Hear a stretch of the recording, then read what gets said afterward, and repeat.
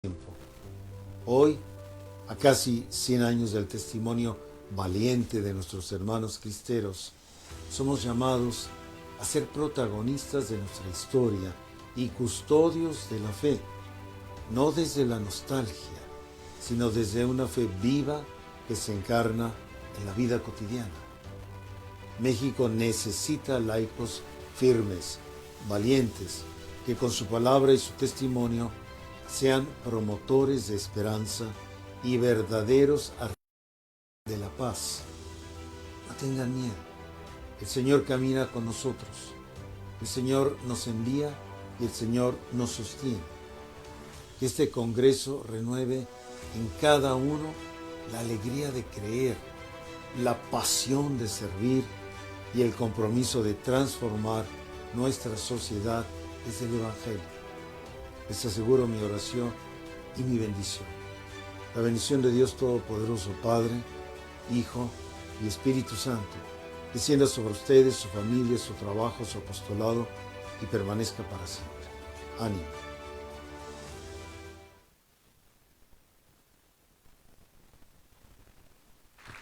Nuestro señor obispo les manda un saludo a todos. No pude estar en esta ocasión con nosotros, pero nos mandó este pequeño mensaje y la bendición para vivir este encuentro de la mejor manera. En un momento más ya está aquí el padre Israel con nosotros. Si nos podemos poner de pie, por favor, cuidando los asientos, va a entrar una reliquia de primer grado. Entonces, si nos ponemos de pie, cuidado con los asientos, los tomamos para que no reboten, por favor.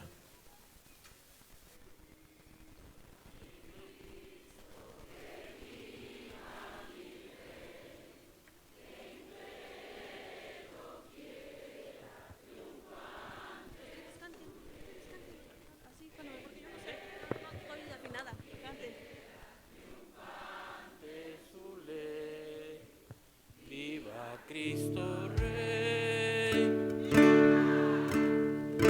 viva Cristo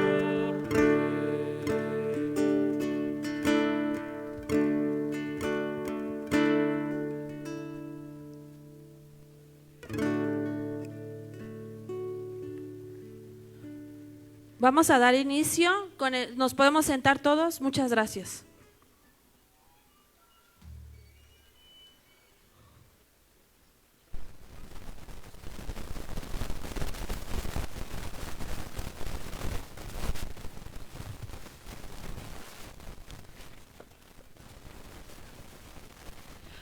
A 100 años de la resistencia cristera, nuestra diócesis no solo recuerda un acontecimiento histórico, sino que asume un llamado actual. Aquellos laicos que defendieron la fe en tiempos de persecución no fueron espectadores pasivos, sino verdaderos guardianes del tesoro recibido. Hoy, en un contexto distinto pero igual desafiante, los laicos estamos llamados a custodiar, vivir, anunciar y defender la fe en medio del mundo. Guardianes de la fe no es solo un homenaje al pasado, sino una declaración de identidad y compromiso presente. La palabra de Dios nos exhorta: permanezcan firmes en la fe, sean valientes y fuertes. Este mandato apostólico ilumina nuestra misión, vigilancia espiritual, firmeza doctrinal y valentía pública y fortaleza interior. Si ayer la Iglesia necesitó la valentía de sus hijos para sostener la fe en medio de la persecución, hoy necesita la madurez y el compromiso consciente de sus laicos para enfrentar los desafíos culturales, sociales y espirituales de nuestro tiempo. Este Congreso busca formar laicos convencidos, preparados y comprometidos, capaces de responder con fidelidad si su fe fuera puesta a prueba. Vamos a iniciar con el primer tema llamado 100 años de la gesta cristera, la fe no se rinde. Y con nosotros está el padre Israel Tapia, asesor de la Comisión de los Laicos y un gran conocedor de la cristiada. Él nos hablará del hecho histórico, para lo que les pido un fuerte aplauso.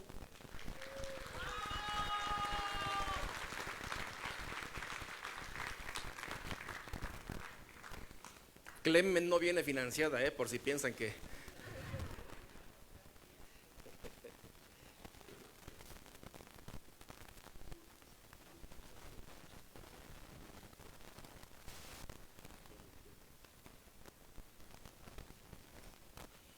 Hermanos, pues buenos días todavía. Así como estamos, vamos a hacer una oración en el nombre del Padre y del Hijo y del Espíritu Santo. Gracias te damos, Señor, por permitirnos estar reunidos, tus hijos, representando a múltiples movimientos, grupos, parroquias de la diócesis. Te suplicamos, Señor, que tu Espíritu Santo nos ilumine y que nos ayude a comprender lo que tú quieres que aprendamos de ti en este día, en el nombre del Padre y del Hijo y del Espíritu Santo. Gracias, hermanos, gracias por su participación. Como dice el Señor, cuánto he esperado este momento de estar con ustedes y de compartir lo que a continuación vamos a ver, porque para mí es algo muy importante y pienso que para la iglesia lo debe de ser también. Se está transmitiendo para que después, si lo quieren ver, por los que están grabando, lo puedan hacer con más facilidad, con más comodidad. Permanezcan en mi amor, nos recalcaba el Padre Luis, y yo quiero recordar la primera comunidad. ¿Qué piensan? ¿Permaneció en el amor de Dios o no? Sí. Fíjense, fue el escándalo, como decía el Padre, de la crucifixión. Decía él, solamente se quedó un apóstol al lado del Señor. ¿Quién fue?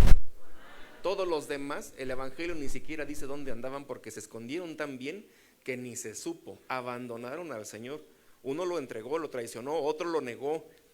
¿Y qué piensan ustedes? La primera comunidad se vino abajo por ese escándalo, porque fue un escándalo. Los líderes de la iglesia abandonaron al Señor. ¿Abandonaron la iglesia? ¿Qué dijeron? Ir al Pedro, en balde lo escogió el Señor como jefe de la iglesia. Seguro ya ni es ni jefe, porque lo abandonó, lo traicionó, lo negó. ¿Decía eso la comunidad? No, hermanos. En la mañana de la resurrección, ¿se acuerdan que Santa María Magdalena va a buscar a los apóstoles? Pero no va a buscar a cualquier apóstol. ¿A quién va a buscar? A Pedro. Y ahí con Pedro estaba el discípulo amado, Juan. Y dice el Evangelio que los dos salieron corriendo. Es un decir, ¿verdad? Yo creo que no alcanzó a correr mucho San Pedro. El que sí, pues porque estaba joven, era San Juan. Ese sí ha de haber llegado corriendo, pero San Pedro pues lo ha de haber visto.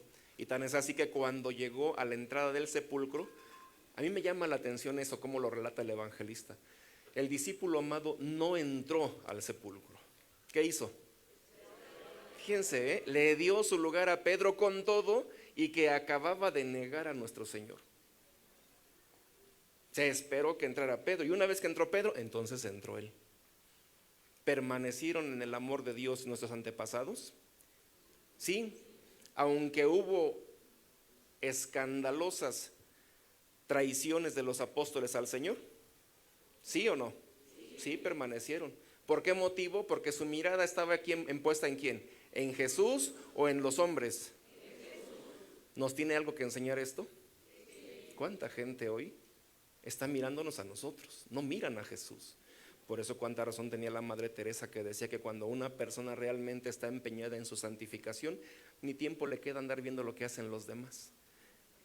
Quiere decir que cuando no están empeñados en su santificación, andan viendo nada más a quien tijerean, a quien meten en chismes. La primera comunidad era muy humilde y por eso no se atrevió a juzgar a los apóstoles, porque detrás de los condenamientos que hay de una persona hacia otro está la soberbia. La soberbia que hace que la persona se sienta superior al otro y con el derecho de juzgarlo. Y aquí en México otra vez pasó lo mismo. Nuestros antepasados fueron probados en la fe y permanecieron en el amor de Dios. Y esto es lo que quiero hablarles hoy, hermanos, lo que tenía tantas ganas de hablarles, del profundo amor que nuestros antepasados tuvieron por Dios, que les llevó incluso a dar la vida por Él en muchísimas ocasiones, como lo vamos a ver en un momento. Desgraciadamente el tiempo no alcanza. Tengo que hacerlo muy rápido y muy brevemente. Me voy a saltar un montón de cosas porque no hay tiempo. Pero ya después hablaremos. Yo estoy saliendo a las parroquias, a donde me invitan, yo voy a hablar más ampliamente. Y si Dios quiere, en agosto en Tejalpa tendremos una semana cristera y ahí hablaremos más ampliamente durante toda la semana de lo que hoy no podemos por la falta de tiempo. Miren, hermanos, esta es una imagen muy bonita que alguien con mucho amor a los cristeros realizó. Es una imagen preciosa de nuestros antepasados. En este año se están cumpliendo 100 años de la gesta cristera, del heroísmo de nuestros antepasados. Unos dieron la vida, como son todos ellos, nuestros beatos y santos. Otros tomaron las armas y combatieron y fueron capaces de padecer cualquier tipo de sufrimiento por Cristo Rey. Y entonces entramos en materia. Son 4 puntos los que quiero tratar con ustedes brevemente. Primero, una breve, muy breve historia de los cristeros. Segundo, los cristeros en el estado de Morelos. ¿Sabían que hubo cristeros aquí? En todos los municipios tuvimos cristeros, pero no se sabe generalmente. Después, tercer punto, los santos patronos, mártires de Cristo Rey. Y por último, una cosa que he venido meditando en estos días, que he estado hablando en muchos lugares sobre ellos. Nos ayuda, nos acompaña la reliquia que traje hoy. Es una parte, es de primer grado, de San Pedro Esqueda, un sacerdote jalisciense que dio la vida por Cristo Rey. Es una parte de su cuerpo, de un hueso suyo. Él nos acompaña y seguro lo hacen en el cielo también los demás. Primer punto entonces, la breve historia de los cristeros. ¿Cómo explicar que los cristeros hayan reaccionado de esa manera ante la persecución? ¿Cómo es posible que estas personas hayan estado dispuestas a darlo todo por Cristo Rey? Bueno, el primer punto, como tratando de explicar, es que México nació católico. Solo así se explica esos actos tan grandes de heroísmo que tuvo nuestro pueblo. México nació católico. Desde que Cortés va llegando a la península de Yucatán, se presenta con los primeros caciques mayas, se presenta diciendo que él viene representando al Señor más poderoso de la cristiandad, que a su vez trata de ser fiel vasallo del Rey del universo, decía así Cortés a los caciques mayas. ¿A quién venía representando? Al emperador Carlos V. Vengo representando al Señor más poderoso de la cristiandad, que a su vez trata de ser fiel vasallo del Señor del universo. México nace católico. Cuando se consuma la conquista, Hernán Cortés le manda una carta al emperador donde le pide que le envíe sacerdotes sabios y santos, y el emperador lo va a complacer. Y del convento de Los Ángeles en Extremadura, que hoy solamente quedan los cimientos, es una tristeza, se escogieron a 12 sacerdotes, 12 frailes, para que vinieran, como decían ellos, al Nuevo Mundo. Cuando estos se enteran de que van a venir a México, ¿saben qué es lo primero que hacen? Y esto nos tiene que ayudar mucho a los que hacemos retiros, por ejemplo, porque yo les pregunto, hoy en día, ¿es fácil o difícil hacer que la gente vaya a un retiro? Muy difícil. Todos. No. Anda la gente dispersa en tanta cosa, menos en su salvación. Bueno, aprendamos de los frailes. ¿Qué hicieron los frailes? En casi todo el mes de octubre de 1524 se la pasaron en ayuno, oraciones, penitencias, decían ellos, por las almas que vamos a encontrar en el Nuevo Mundo. Fíjense, todo un mes en ayunos por nosotros. Y llegaron los franciscanos, los humildes franciscanos, descalzos, todos amarillos entre los ayunos, y después por el viaje en el mar, que seguro se mareaban y todo, porque no eran gente acostumbrada a la navegación. Llegaron todos amarillos. Se dice que cuando van pasando por Tlaxcala, cae un domingo, está el tianguis, y vienen maravillados aquellos. Y la gente, los tlaxcaltecas, los miraban y decían, motolinía, y todos motolinía, hasta que les llamó la atención que todos los llamaban así, y el padre Toribio de Benavente le preguntó a algunos soldados que ya hablaban un poco el náhuatl, ¿qué significaba eso de motolinía? ¿Por qué todos les decían así? Y no le quería decir el soldado hasta que se animó y le dijo, mire padre, es que motolinía significa pobrecitos. Les daban lástima de cómo los veían los indígenas, motolinía, o sea, pobrecito. Y el padre Toribio de Benavente dijo, como es la primera palabra que aprendo en esta lengua, y porque así le gustaba que llamaran a mi fundador, a San Francisco de Asís, en adelante yo quiero que me llamen así, motolinía. Y miren, ese hombre al que le debemos tanto, ¿saben que vivió aquí en Cuernavaca? Aquí abajito, en la calle de Motolinía, a 1 o 2 cuadras de aquí. Aquí estuvo, de ahí estuvo su residencia y por eso la calle lleva ese nombre. Mientras vivía aquí, él estaba dirigiendo la construcción de la actual catedral nuestra. El padre Toribio de Benavente, Motolinía. Los frailes vienen y presentan un Dios que, a diferencia de los dioses de nuestros antepasados que exigían muerte, traen un Dios que ha muerto por nosotros. Presentan un Dios que, lleno de amor, porque así lo dijo el Señor, se entregó en la cruz por nuestra salvación. Y comenzaron las conversiones. Y para reforzar las conversiones, la conquista terminó en 1521. 10 años después, en 1531, se aparece la Santísima Virgen. Y se aparece a un indígena más igual, a Juan Diego Cuauhtlatoatzin, y le va a llamar su embajador. Yo quiero que tú vayas con el obispo y que le digas tal cosa. Y Juan Dieguito no quería. No, madre, manda a alguien importante a quien si le hagan caso, a mí ni me van a hacer caso. Yo quiero que tú vayas.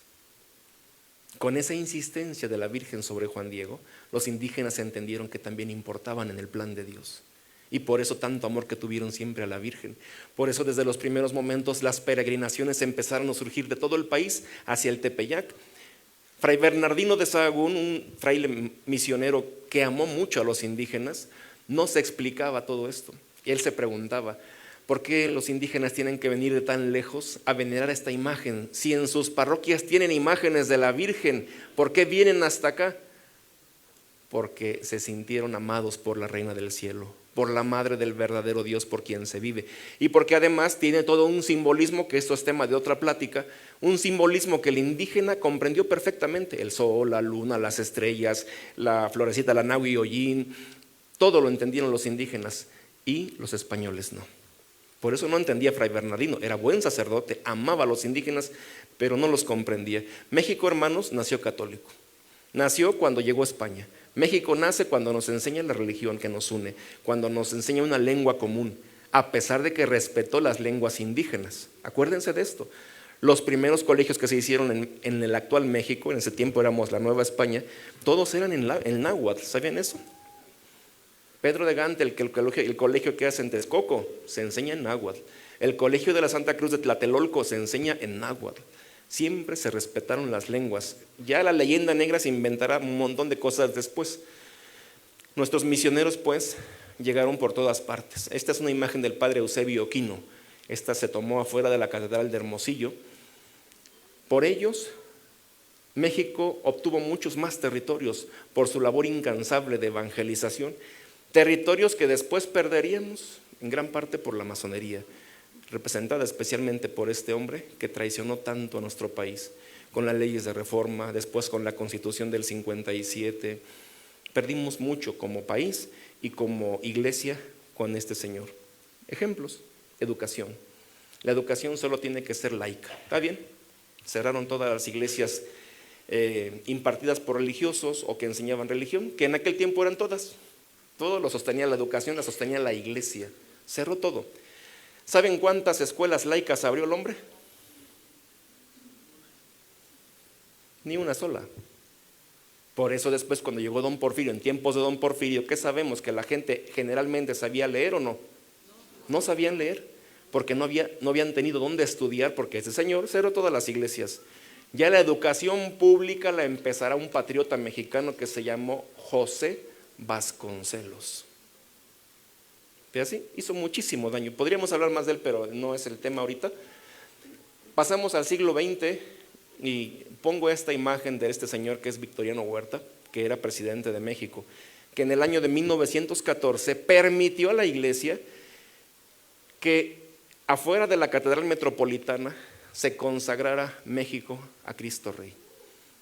Hay un libro muy hermoso que se llama Bernardo Bergoend, sacerdote jesuita, el fundador del ACJM, y ahí se habla de cómo fue aquella consagración. Los obispos de México invitaron a diplomáticos, a los gremios, a todo mundo para que en ese día desfilaran por toda la calle de Madero y llegaran después al Zócalo, a la catedral. Afuera estaba esa imagen del Sagrado Corazón. Victoriano Huerta permitió que el secretario de guerra, que hoy sería la Defensa Nacional, llevara la corona con la cual México coronó esa imagen como nuestro rey. Y el secretario de Marina llevara el bastón de mando con el cual le daban el mando de Cristo sobre México, a Cristo sobre México. ¿Sabían eso? Nos consagraron en enero de 1914. Y en base a eso, el Papa Pío XI en la encíclica Quas Primas establece la fiesta universal de Cristo Rey, mirando a México. Quiere decir que la fiesta de Cristo Rey, después de la Virgen de Guadalupe, es la más mexicana, hermanos. Porque ahí en ese momento los señores obispos se comprometieron con Cristo Rey a hacerle un monumento, decían ellos, un monumento votivo, que representara la fe de nuestro país, cosa que empezaron a hacer después en un lugar del centro de México, que es en un estado que se llama Guanajuato, en el municipio de Silao. Se invitó al delegado apostólico Monseñor Ernesto Filippi para que bendijera la primera piedra del monumento a Cristo Rey, y por esa bendición lo expulsaron del país. Y se levantó la primera imagen, el primer monumento a Cristo Rey. Todavía es en el valle, es abajo, todavía no piensan en el cerro, todavía no, son abajo. Sepan que esta imagen que tenemos ahorita en el Cristo Rey, arriba del Cerro del Cubilete, es la quinta y se le debe a Monseñor Emeterio Valverde y Telles, que fue obispo de León. Se dice que un día estaba de visita pastoral en Silao y se quedó viendo el cerro y dijo: ay, qué bonito se vería una imagen de Cristo allá arriba, y empezó a promoverla. Don Emeterio Valverde y Telles. Estas imágenes, bueno, pues fueron destruidas sucesivamente. Él, por ejemplo, destruyó la primera, don Venustiano Carranza, que a nosotros nos hizo mucho daño aquí en Cuernavaca. Saben que en 1917 la ciudad quedó casi vacía, porque Carranza odiaba a Emiliano Zapata y Cuernavaca era muy zapatista. Carranza le tenía mucho coraje entonces a Cuernavaca. Mandó al ejército constitucionalista que arrasara Cuernavaca. Zapata mandó entonces a un joven coronel con muy poca tropa para que trataran de detener a Carranza, y lo encontraron en Milpa Alta. Y con poca tropa, este coronel joven detuvo 3 días al ejército constitucionalista, mientras aquí se vaciaba la ciudad, porque tenían miedo de lo que iban a hacer los constitucionalistas, que además eran unos ladrones. Cuando alguien en aquel tiempo hablaban de que ibas a robar o lo que fuera, pero que no quedara nada, decían: vamos a carrancear. Así, Carranza era sinónimo de robar, pero lo más que se pudiera, carrancear. Y este joven coronel, les digo, 3 días detuvo a los carrancistas en Milpa Alta. ¿Quieren saber el nombre de ese coronel o ya así lo dejamos? Sí. Por este hecho de guerra, Zapata lo ascendió a general y se llama Antonio Varona, oriundo de Aguatepec. Él era nativo de Aguatepec, él por eso alcanzó el grado de general. Seguimos con otros generales como él, que es el general Álvaro Obregón, que también destruyó otro monumento a Cristo Rey, que interrumpió el Congreso Eucarístico Nacional de 1924 y que además mandó dinamitar la imagen de la Santísima Virgen de Guadalupe en noviembre de 1921. Álvaro Obregón. Vayan viendo cómo cada vez los ataques son más fuertes. Quiso destruir la imagen de la Virgen. Se acostumbraba antes que terminaba la misa y entonces una persona a nombre de todos hacía una ofrenda a la Virgen, flores, una veladora, lo que llevaran. Y le tocó a un soldado que se llamaba Luciano Pérez Carpio hacer la ofrenda, unas flores, un florero con flores y en medio cartuchos de dinamita. Va y pone ahí encima donde está la Virgen, pone el florero y sale corriendo. Nuestros antepasados, que eran listos, que no se hacían, que no pasaba nada como hoy, inmediatamente detuvieron al hombre. Lo vieron correr y dijeron: este hizo algo. Estos maliciaron luego, este hizo algo. Inmediatamente lo detuvieron, y deteniéndolo, y explota aquello todo.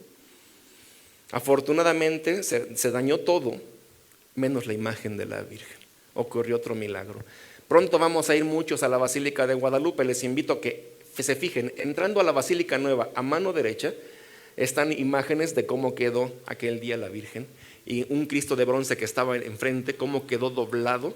Ahí lo van a poder ver, y hay otras fotografías y algunas explicaciones. Les invito a que se acerquen a ver esta información que la Basílica pone a nuestra disposición ahí. Esta foto la van a encontrar allá, cómo quedó el Cristo de bronce doblado del impacto de la explosión.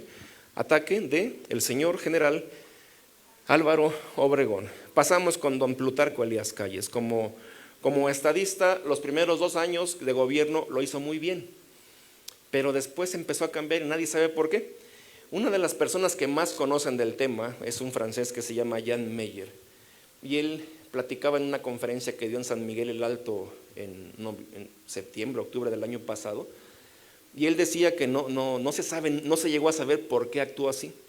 Él decía que él habló con las hermanas de Plutarco Elías Calles y las señoras le decían, es que le decíamos a nuestro hermano que por qué actuaba así, que dejara de perseguir a la iglesia. Eran católicos también, pero nuestro hermano ni caso nos hacía. Tanto que en aquel tiempo, ¿cómo dijimos que se llama? Pues no le llamaban así, le llamaban Plutarco. Plutarco, porque no hubo manera de que pudieran hacerle cambiar de opinión. Y entonces el 4 de enero del 26, el hombre firma un proyecto de ley que va a modificar algunos artículos reglamentarios de algunos artículos de la Constitución. Todos pertenecen al Código Penal Federal, relativos al 3º, al 5º, al 7º, al 30, al 27, al 130, donde van a limitar la acción de la iglesia, hermanos. Mucho. Ese conjunto de modificaciones al Código Penal Federal se va a conocer como Ley Calles, porque él está promoviéndola. La iglesia de mil maneras va a intentar evitar que se entre en vigor esta ley y no lo van a lograr. Así que el 31 de julio es el último día de culto público. Hablamos siempre de 1926. En el libro León Cristero, saludamos a todos los hermanos que nos están siguiendo en el país. En el libro León Cristero, el padre José Díaz, autor, dice que Calles es el más grande misionero de México. Cuando yo leí eso, ¿cómo que el más grande misionero de México? Se ha de haber quedado dormido el padre como están durmiendo algunos ahorita. Pero después uno lee el capítulo y entiende por qué lo llama así. ¿Qué pasaba? Que como la gente ya sabía que el 31 de julio era el último día de culto público, oye vieja, y no estamos casados, hay que casarnos, después ya no vamos a poder. El chamaco no está bautizado, hay que bautizarlo. No ha hecho la primera comunión, Toda la gente se acercó a Dios. Si han leído, por ejemplo, las biografías del padre Pro o de algunos otros padres, ellos narran ahí que en los últimos días casi ni dormían por tanto estar confesando. Se quedaban dormidos en los confesionarios porque confesaban más de 20 horas al día de las filas interminables de gente que se acercaba a Dios. Y entonces, ¿tiene razón el padre en llamar a Calles el más grande misionero de México? Fue el que más acercó gente a Dios, ¿no? Que acercó tanta gente a Dios sin saberlo. Llegó el 1 de agosto. Yo conocí cristeros que me platicaron su experiencia en ese día. Muchos templos amanecieron cerrados, otros amanecieron abiertos, pero no sé si alcanzan a ver los que están enfrente. ¿Qué dice? Ya no estaba el Santísimo. Los señores que yo conocí lloraban. Decían, no sabes lo que es sentir el vacío de la ausencia de Dios. Dios ya no estaba con nosotros. Entrabas al templo y era un silencio ensordecedor, decían, porque Dios se había marchado. Claro, eso lo pueden sentir solamente los que aman a Dios. A los demás les da igual, ¿no? Como en la pandemia, ¿no? Los que amaban a Dios buscaban a Dios. Los que no, pues se dedicaban a criticarnos a los que ayudábamos a encontrar a Dios a mucha gente. Son unos irresponsables, están arriesgando a la gente. Bueno, como no aman a Dios, no les interesa. Pero había gente que sí ama a Dios y buscaban a Dios. Y entonces, hermanos, llegó agosto y comenzaron los problemas. El día 2, en Acámbaro, en Guanajuato, hay una revuelta por ahí y matan a 2 personas que confundieron con militares. El día 3, hay un ataque al santuario de Guadalupe en Guadalajara. La gente se corrió un rumor de que iba a ser atacado el santuario y la gente no se escondió. La gente no dijo, oh, tengo muchas cosas que hacer, no puedo llegar a defender mi santuario. No, los jaliscienses llegaron todos en masa, llenaron el templo. Hay una plaza afuera, llenaron la plaza para defender su templo. ¿Cuánto nos tienen que enseñar nuestros antepasados? El 8 de marzo, no saben a cuánta gente invitamos para que defendieran nuestros templos. Todos estaban muy ocupados, todos temblando de miedo con esas mujeres.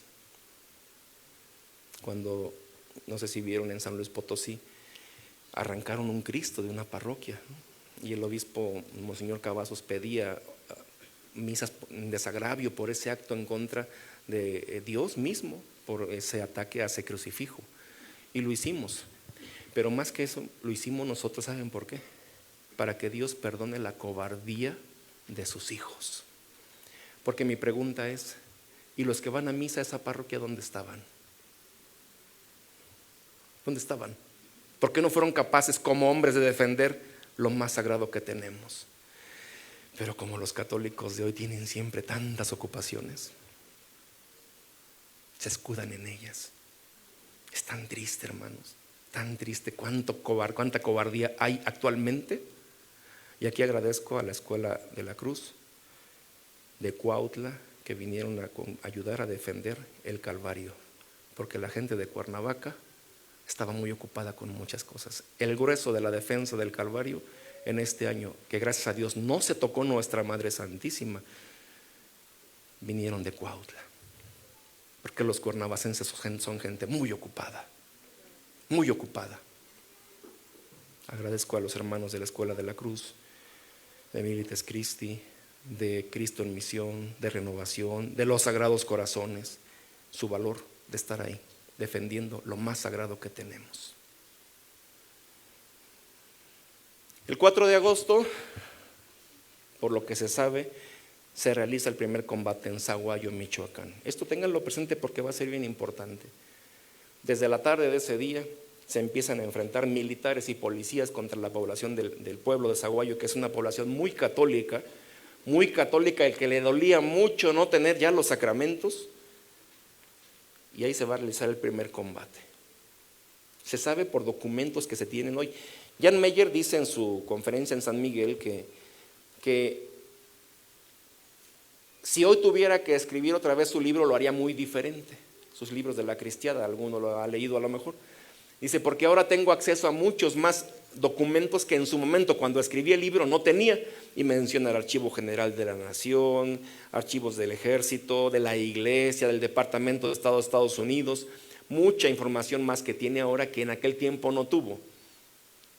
Ahora, por ejemplo, sabemos que el primer combate fue en Zaguayo, porque siempre habíamos pensado que había sido en Huejuquilla el Alto el 29 de agosto, con don Pedro Quintanar y el coronel Aurelio Acevedo, pero por documentos que ahora tenemos, vino un polaco a hacer una investigación y tiene telegramas y tiene un montón de información donde se mandan información entre el presidente municipal de Zaguayo y el gobernador de Michoacán, el gobernador con el presidente Calles y con el secretario de Guerra Joaquín Amaro. Hoy se sabe el primer combate fue en Zaguayo, y esto va a ser muy importante y ahorita les voy a decir por qué. En Zaguayo se llevará a cabo ese primer combate que durará hasta el siguiente día, al mediodía, el 5 de agosto. Ya el 15 viene lo que conocemos como los mártires de Chalchihuites. Acaban de celebrar la fiesta de la Asunción, patrona del pueblo de Chalchihuites. El padre Luis Batis es detenido cuando termina la misa junto con otros 3 muchachos de la CJM, entre ellos Manuel Morales. Los llevan a la estación de Gualterio y ahí los van a fusilar. Cuando el padre Luis Batis se da cuenta que los van a fusilar, le pide al comandante, oiga, a ellos no los mate, máteme a mí. Manuel tiene esposa e hijas, las va a dejar desamparadas. Y los otros 2 muchachos, David Roldán y Salvador Lara, tienen padres muy mayores. Y para en el campo, saben ustedes, se ocupa la fuerza. Y una persona grande es difícil que trabaje en el campo. Los va a dejar desamparados, no los mate. Y Manuel escucha al padre y le dice, señor cura, ¿qué está haciendo usted? Nada, hijo, nada. Ya lo escuché que está intercediendo por nosotros. Por favor, no lo haga. Queremos morir con usted. ¿Se imaginan decir esas palabras? ¿Queremos morir con usted? Hijo, yo te agradezco, pero te pido que pienses en tu familia. ¿Qué va a hacer de tu esposa y tus hijitas? ¿Quién las va a cuidar si te matan? Y Manuel contestará, si me matan, padre, Cristo cuidará de ellas, y créame, lo hará mucho mejor que yo. ¿Confiaba en Dios ese hombre? Sí. Por eso el Papa Juan Pablo II, el 21 de mayo del año 2000, a otros 2 compañeros y a otros 21 más, los declaró santos en Roma. San Luis Batis, San Manuel Morales.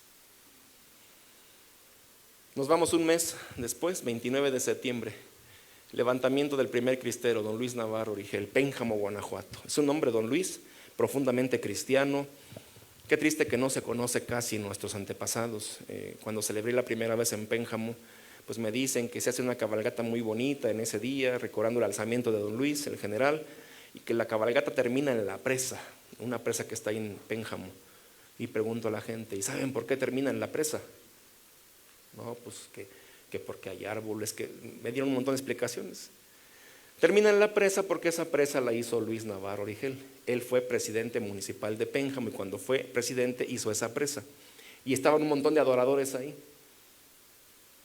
¿Saben ustedes? Les preguntaba a los adoradores, ¿quién trajo la adoración nocturna a Pénjamo? Luis Navarro Origel. Y no sabíamos cuánto bien hizo a su pueblo, a Pénjamo. Un hombre que se entregó todo el tiempo a Dios, que su vida se le iba en defender la causa de Dios y de la iglesia, siempre. Y un día, cuando veía cómo estaba todo, le pidió permiso a su esposa, doña Carmen Alfaro, que le dejara levantarse en armas. No podía permanecer indiferente. 2 días no se hablaron. Y no se hablaron no porque estuvieran enojados, sino por el dolor de saber que ya no se iban a volver a ver. Después doña Carmen le dijo, mira Luis, vete con mi bendición. Vete a sufrir por Cristo Rey, que yo haré lo mismo aquí de manera diferente. Llegó el 29 de septiembre, sale en la madrugada Luis Navarro, sale y su esposa lo alcanza en la puerta. Luis, ¿ya te vas? Ya me voy, Carmela. ¿Cuándo te volveré a ver? En esta vida nunca. Nos veremos en el cielo. ¿Se pueden imaginar qué estarían sintiendo ellos en ese momento? ¿Qué sentirían? Bueno, les aclaro que se amaban, No vivían como perros y gatos que digan, con razón, pues ya el otro día le andaba por irse y esta porque se fuera. No, se amaban mucho, hermanos. Sí, ya van a ser 3 años, o ya hicieron 3 años. El ayuntamiento de Pénjamo puso una placa en donde vivieron ellos, en donde pasó eso que les estoy diciendo. Y miren la placa que dice, ayúdenme a leer.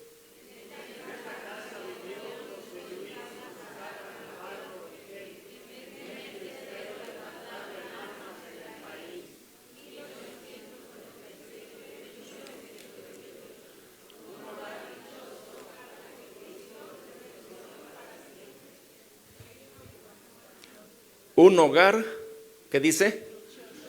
Se amaban, hermanos. Y por Cristo renunció para siempre, porque nunca volvió a ver a su esposa. Doña Carmen lo volvió a ver cuando fue a recoger su cadáver a Jalisco, donde lo mataron, pero ella no volvió a ver a su esposa. Porque para nuestros antepasados, Cristo estaba por encima de todo, como Él lo pide. Quien no me prefiere por encima de su padre, de su madre, de sus hijos, de no sé qué, no es digno de mí. Tanto que tenemos que aprender. ¿Y qué pasa hoy? Padre, me confieso de que no vine a misa el domingo. ¿Y por qué no vino? Es que llegó mi familia y me llevaron a comer. Muy cristiana no es, señora, que aunque se la pase aquí metida en la iglesia dándose golpes de pecho, Nada tiene que estar por encima de Dios. Nada. Antes de partir, Luis le dice a su esposa, ya sabía que no iba a regresar, cuando mis hijos crezcan, diles que su padre murió para dejarles la fe. 3 niñas, 1 niño. El niño fue sacerdote. ¿De dónde sale el nombre de cristeros? Cuando ellos combatían, tenían un grito. ¿Cuál era? Fíjense bien.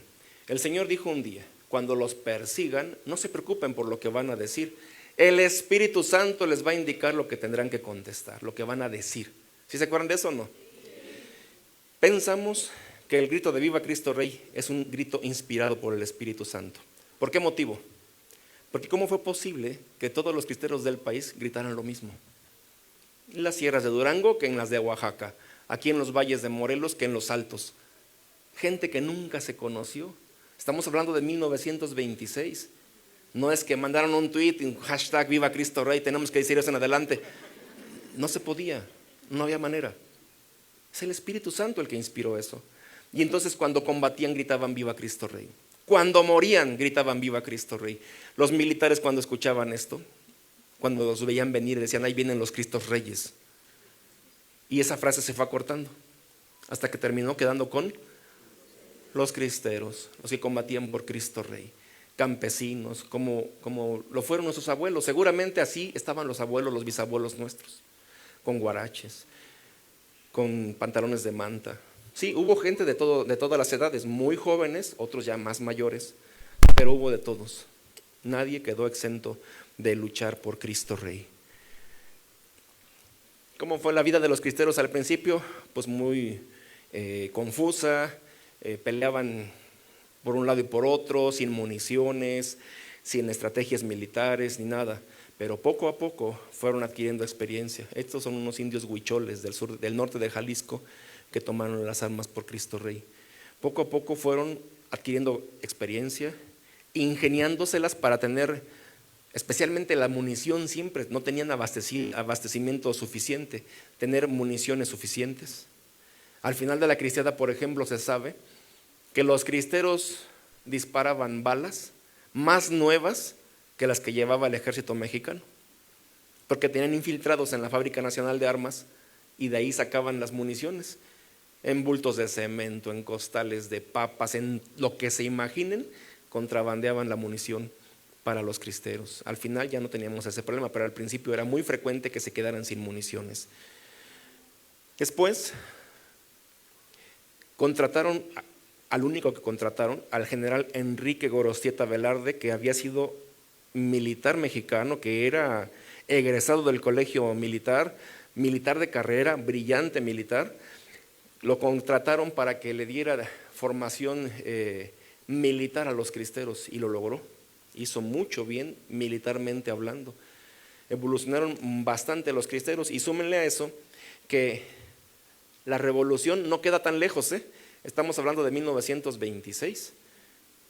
Había mucho revolucionario todavía vivo, muchísimo, y muchos se hicieron cristeros. Muchos de la División del Norte de Pancho Villa, muchos dorados de Villa, se hicieron cristeros, tenían experiencia en armas. Aquí en Morelos, muchos ex zapatistas tomaron las armas por Cristo Rey, vamos a verlo un momento más. Y esos hombres aportaban mucha experiencia militar, tanto que, por ejemplo, hablando de Morelos, hay una publicación de 1928 de un periódico de aquel tiempo, donde dice que el gobierno de la República está seriamente preocupado por la cantidad de cristeros que hay en Morelos. Fíjense bien, Por supuesto, no tenemos los miles que levantó Jalisco o Michoacán, pero tenemos una cosa que ellos no tenían, y es la vecindad con la Ciudad de México. Constantemente los cristeros de Morelos entraban a Tlalpan, por ejemplo, a la capital del país. Por eso los preocupaba al gobierno de la República los cristeros de Morelos. Él es el general Enrique Gorostieta. Hay quien habla de él, que él no creía y no sé qué. Por las cartas que hoy se conocen de él, que le dirigía a su esposa y a sus padres, el hombre era cristiano. El hombre era cristiano. Y esta cruz lo dice todo. Lo mataron el 2 de junio de 1929 en la Hacienda del Valle, en el municipio de Totonilco el Alto, en los Altos de Jalisco. Y cada año se hace un homenaje al general. Esta es una imagen del año pasado. En una carreta llegan los restos del general a este lugar, que es el lugar exacto donde lo mataron, y lo llegan custodiando descendientes de cristeros. Ya no hay cristeros vivos ahorita, descendientes de cristeros con banderas de la época, y ahí dejan al general, se le hace un homenaje cívico ahí, y después aquí para acá está la parroquia del pueblo, y se hace la misa por la memoria del general y de los caídos. Ahí fueron 12 los que mataron en ese día, ahí en Atotonilco, en la Hacienda del Valle. ¿Y el papel de las mujeres en la cristiada? ¿Serían importantes o no? Si no hubiera sido por las mujeres, muy difícilmente habría habido cristeros. Los primeros combates se dan, por ejemplo, en el sur de Jalisco, que intervienen ellas, cuando el gobierno quiere, dicen ellos, llegar a hacer un inventario de lo que hay en los templos, y las mujeres no dejan entrar a los militares. Y los hombres están viendo por allá nada más. Hasta que ven que los militares empiezan a empujar a sus esposas, las empiezan a agredir, no les quedó otra. Se balacearon con el ejército. ¿Cuántas mujeres hoy se sabe animaban a sus esposos a que se hicieran cristeros, a sus hijos. Pero pues eran otros tiempos, ¿no? Dios estaba por encima de todo. Sus novios, las muchachas, que combatieran por Cristo Rey. Aquí puse el escudo de las brigadas femeninas de Santa Juana de Arco. Ellas son las fundadoras en Guadalajara. ¿A qué se dedicaban ellas? Ellas especialmente colectaban víveres, medicamentos, dinero, municiones para llevárselos a los cristeros. ¿Han visto la película La Cristiada? Si se acuerdan, hay un pasaje en el que se ponen unos chalecos que van llenos de balas. No sé si se acuerdan de esto, que como que no cosieron bien, y en una estación del ferrocarril se les van cayendo las balas, ¿no? Están todas nerviosas las pobres. Eso fue cierto. Llevaban esos chalecos llenos de balas a los cristeros.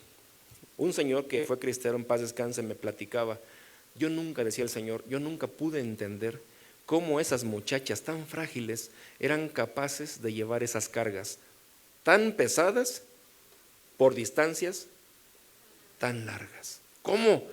Cuando nos entregaban los chalecos las muchachas, nos costaba trabajo a nosotros, hombres de campo, acostumbrados a hacer fuerza, cargar esos chalecos. ¿Y estas cómo los cargaban? El heroísmo y el sacrificio de las mujeres era grandísimo. Muchas veces las sorprendieron, muchas veces el ejército las capturó. Sus destinos fueron terribles, fueron brutales. El ejército mexicano era brutal. Se dice que el principal causante de los levantamientos cristeros fue el ejército mexicano por los salvajes que eran. Por ejemplo, ella se llama Celia Gómez, de las fundadoras. Tenemos fotos de ella en sus últimos años de vida. Dije años, no dije días, años. La mujer está en cama. Ya no se levantó más. ¿Saben por qué? Porque de tanto peso que cargó, su columna vertebral se la lastimó. Ya no pudo caminar. Vean cuánto heroísmo hay en nuestros antepasados. ¿Cuánto hicieron para que hoy podamos estar aquí o en nuestros templos con libertad? Lo dieron todo. Tenemos que cambiar, hermanos. Ya dejar de ser medio, no sé cómo, débiles, frágiles, cobardes. Todo tenemos hoy. Yo no sé si ellos vivieran otra vez, se volvieran a morir de vergüenza muy seguramente de cómo somos hoy. De cómo somos hoy. Si es para defender la vida, todos tienen muchas cosas que hacer. Si es para defender la familia, me acuerdo de un grupo, ¿no? En el gobierno de Peña, cuando se hizo la mega marcha en México, nos juntamos 2 millones de personas para defender la familia y como 200 personas que no estaban de acuerdo con nosotros. Cuando invitaba a un grupo que se la pasaba gritando viva Cristo Rey y no sé qué, no queremos ir porque se puede poner feo. Qué vergüenza, qué vergüenza. Entonces, ¿para cuándo estamos? Por eso cuando me dicen, digo, padre, ¿y si hubiera persecución otra vez? ¿Cree usted que habría cristeros otra vez? ¿Y de dónde los sacamos? ¿De dónde los sacamos hoy? No están dispuestos a hacer el menor sacrificio por Dios ni por la patria. ¿De dónde van a salir los cristeros hoy? ¿Dónde encontramos hombres que estén dispuestos a darlo todo? Cualquier sacrificio que se les pide hacer les cuesta trabajo a tantos católicos. Hoy, por ejemplo, ya vieron cuántos lugares hay vacíos, ¿no? Se reportó el cupo lleno. Mucha gente ya no se pudo inscribir. Querían porque ya estaba lleno. Y miren, nuestros católicos, que son muy importantes, solo ocuparon un lugar que otros ya no pudieron ocupar, y aquí dejaron el hueco vacío. Esa es la importancia que hoy en día los católicos le dan a las cosas de Dios. Estas son unas muchachas, ya se durmieron aquellos. Aquí hay unas muchachas que son de Colima. También llevaban armas, parque, munición. Y miren, hermanos, esta foto es muy triste. ¿Qué ven ahí?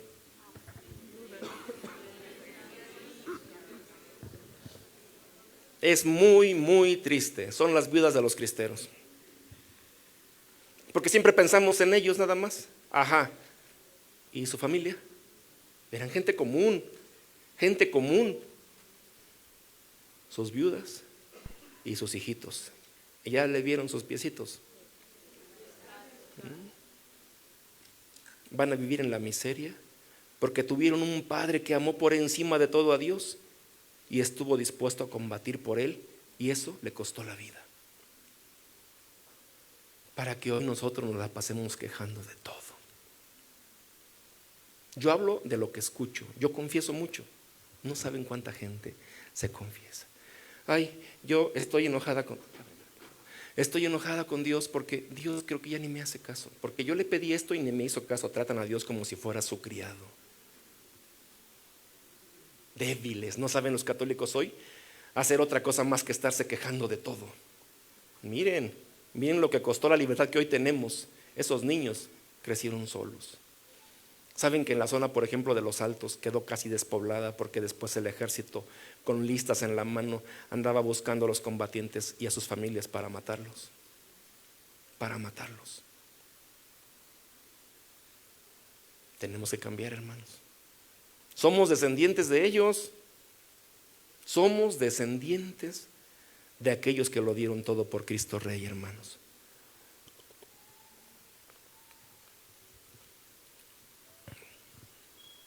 Brevemente, la cristiandad en Morelos. Primero me voy al norte del estado. Manuel Reyes, nació en el Ajusco el hombre.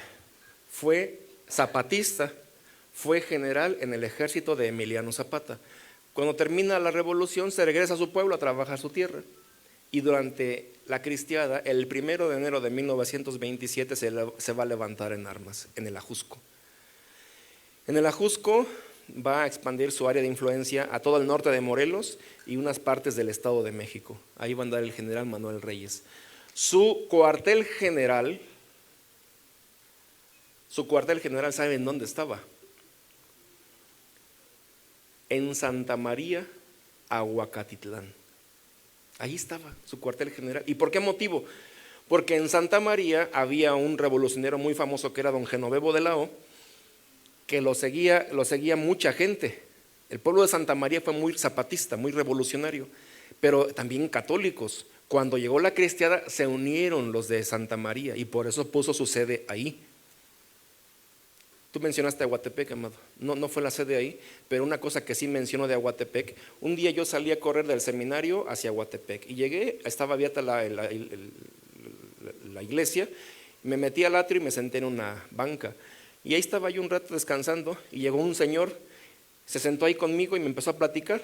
Y yo en ese momento estaba escribiendo algo de los cristeros y se me ocurrió preguntarle, oiga, don, ¿cuántos años tiene usted? Uy, ni sé, ayúdame a sacar la cuenta, soy del 13. Así también hice yo.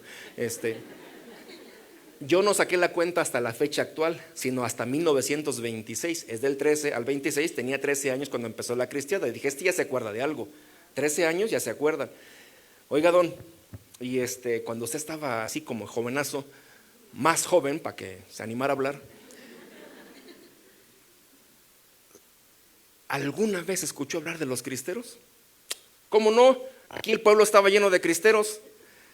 Pero yo dije, no, luego los viejitos inventan cosas para que estemos platicando con ellos.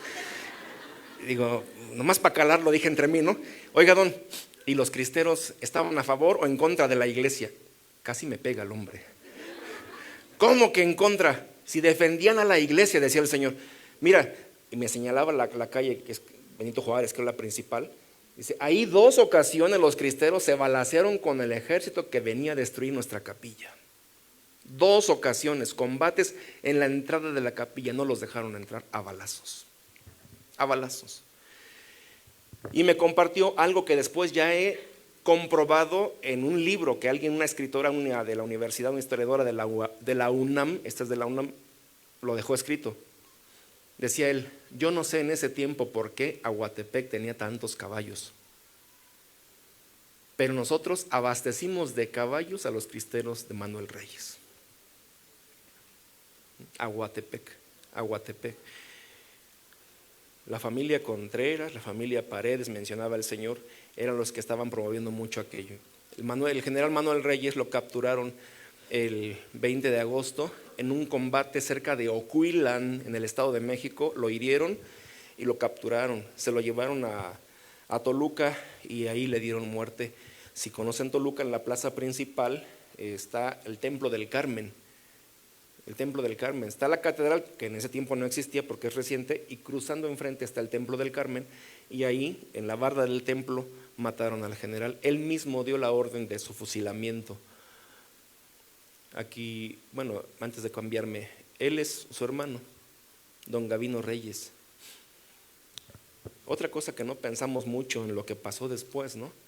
Sus descendientes, porque hemos encontrado algunos, especialmente una bisnieta, nos decía que él invitó a él a la cristiada y al final él sobrevivió y él no, y que él lloraba mucho porque pues él lo invitó y lo mataron al otro, como se sentía como culpable de su muerte y sufría mucho por eso el hombre.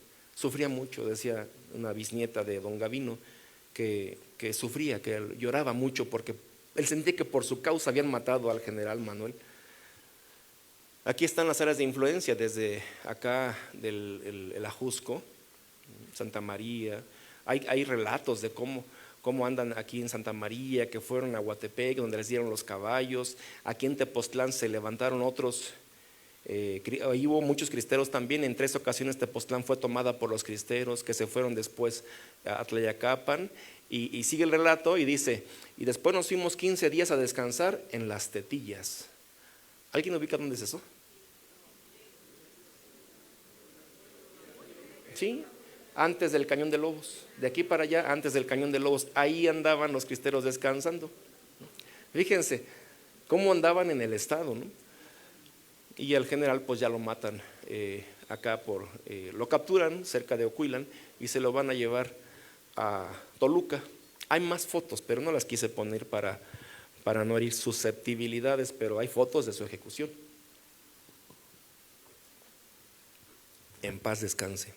Le hicimos un homenaje el 31 de agosto pasado allá en el Estado de México, el primero que se le hace. Por eso, hermanos, muchos saben ya ustedes, ¿no?, que cada día 26 estamos haciendo misas por el eterno descanso de los cristeros. ¿Por qué? Porque si por el general no se había hecho nada, ¿ustedes piensan que por la tropa se ha hecho algo? Mucha gente murió y su familia ni siquiera se enteró para rezar por ellos. En justicia tenemos que pedir por ellos, pero aquí está pasando otra cosa que les voy a decir a continuación. Después pasamos con este hombre, que es el general Victorino Bárcenas. Igualmente fue zapatista, alcanzó el grado de general, terminó la revolución, regresó a su pueblo. Él es de un pueblo que se llama Tlapala, municipio de Huitzuco. Le hicimos también un homenaje a él y a don Cruz Pineda el pasado 24 de enero en Michapa. A él se sabe que comenzó con cristeros, pertenece a Huitzuco, con cristeros de Huitzuco que hacían esto. Primero, los de Tlaxmalac, Buenavista y Huitzuco fueron los primeros, pero después se fueron expandiendo y llegaron a cubrir el sur de Morelos y entraban también al Estado de México, toda esta parte. En un combate en el camino a Tepecuacuilco, por aquí está un pueblo que se llama El Tomatal, y ahí hirieron al general. Ese combate lo ganaron los cristeros y entonces se lo trajeron a Morelos buscando auxilio médico, y cuando entran al estado, el primer pueblo, cuando uno viene por ahí, por de las grutas por ahí, se llama Michapa. Ahí muere el general Victorino Bárcenas. Le hicimos también su homenaje, como les dije hace un momento.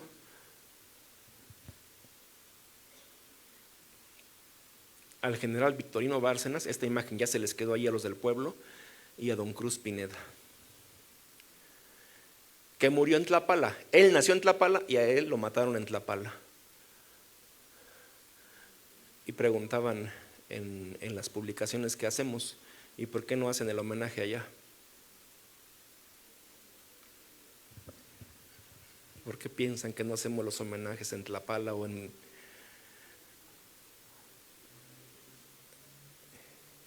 ¿cómo se llama? ¿Donde nació? ¿Donde mataron a don Cruz? Tulimán, gracias. Gracias. O en Tulimán. ¿Por qué no los hacemos allá? Ahorita vamos a ver una cosa muy triste que está pasando en este momento. Muy triste. Que hace que no podamos hacer los homenajes. Otra cosa aquí de Morelos es Luis Rivero del Val. ¿Alguien sabe quién es? ¿Lo ha escuchado?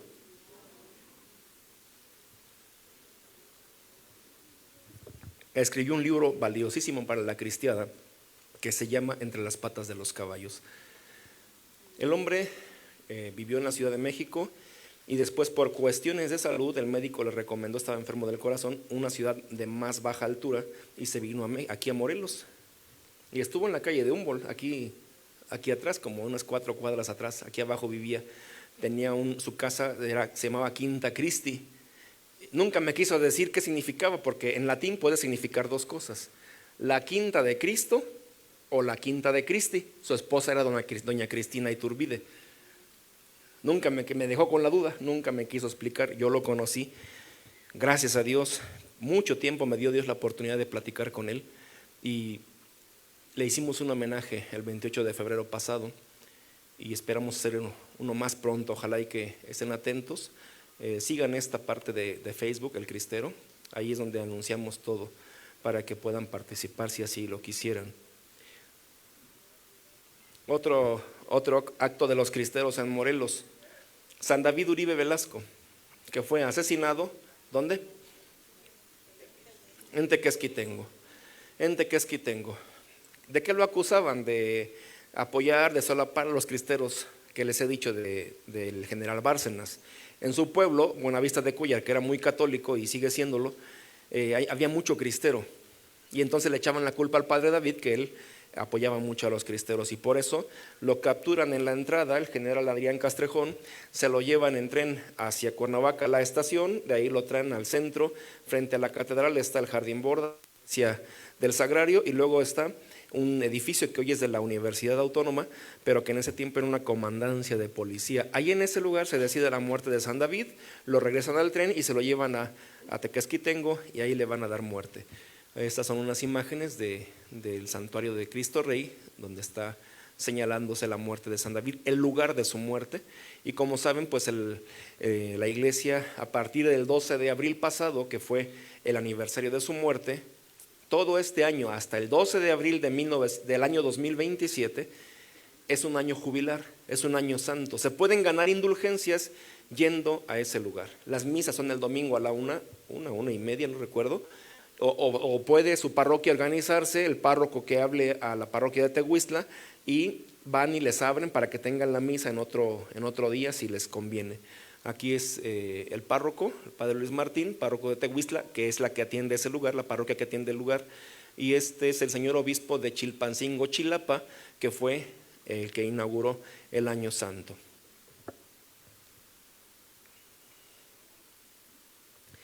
Los santos patronos.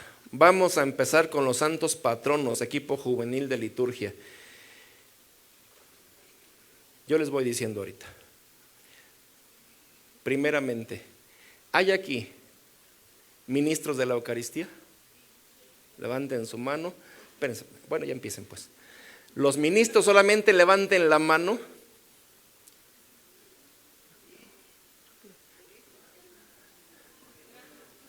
Allá de aquel lado también hay, para que vayan rápido. Ministros nada más. ¿Por qué? Porque a continuación les voy a decir algo que les va a interesar mucho. San Bernabé de Jesús Méndez Montoya, sacerdote michoacano, había nacido en Tarímbaro, Michoacán, pero en la persecución estaba viviendo en Valtierrilla, Guanajuato, municipio de Salamanca. Durante la cristiada, hermanos, el padre se negó a dejar su pueblo, no quiso dejarlo. Y pues pasó lo que tenía que pasar. Un día va entrando el ejército al pueblo y la gente sale corriendo porque les digo que eran unos salvajes, y el padre también va corriendo, pero se acuerda, el Santísimo. Ya el padre sabía lo que le pasaba al Santísimo cuando lo capturaba el ejército. Marisol, ¿ya? ¿Qué pasaba? Cuando los militares llegaban y el Santísimo no se había escondido, tomaban los copones, aventaban las hostias consagradas y encima echaban los caballos. Entonces el padre, sabiendo esto, para evitar que le pasara esto al Santísimo Sacramento, regresó y tomó el copón. Va el copón, va entrando el ejército, sale corriendo con el copón, pero lo capturan y por el hecho de ser sacerdote no hizo ningún delito, lo van a matar. Él pide una última voluntad. ¿Y cuál es la última voluntad? Que me dejen consumir el Santísimo. A ustedes no les sirve de nada, déjenmelo consumir. Y se lo dejaron. Con una hermana suya y una amiga de su hermana consumieron el Santísimo Sacramento para evitar que fuera profanado.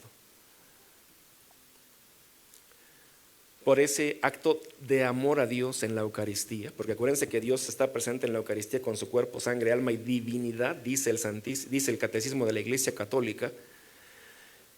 Hoy en muchas diócesis lo estamos promoviendo como patrono de los que tienen que ver con la Eucaristía, ministros, equipos de liturgia. Por eso les preguntaba a los que son ministros, para que se les diera ese separador que tienen en su mano y que tengan esa imagen de San Bernabé de Jesús. Ténganlo, reconozcan que este hombre dio la vida por la Eucaristía. Ahora, ¿quiénes son catequistas aquí? San Pedro Esqueda. Ay, sí, nos invadieron. Si quieren pasar con San Pedro Esqueda, separadores de San Pedro Esqueda. Confiando en su desodorante, tengan la mano arriba para que los ubiquen los muchachos.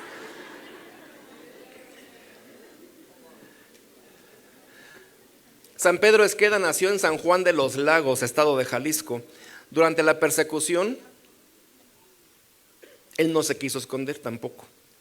En el pueblo y municipio vecino que se llama Jalostotitlán, en el sur, hacia Tepatitlán, hacia Guadalajara, no hubo persecución a la iglesia. El presidente era católico y impidió que se persiguiera a la iglesia. Entonces los curas de la región se fueron a esconder a Jalos, dicen los salteños. Invitaban al padre que se escondiera y no quiso nunca hacerlo. Yo no me voy a ir de mi pueblo, yo no voy a dejar solo a mi pueblo, decía San Pedro Esqueda. Y él hizo en la persecución algo que, por lo que sabemos hasta ahorita, ese fue el único que lo hizo. ¿Y qué fue? Que durante la plena persecución organizó la catequesis de su pueblo. Daba catecismo en la plena persecución religiosa.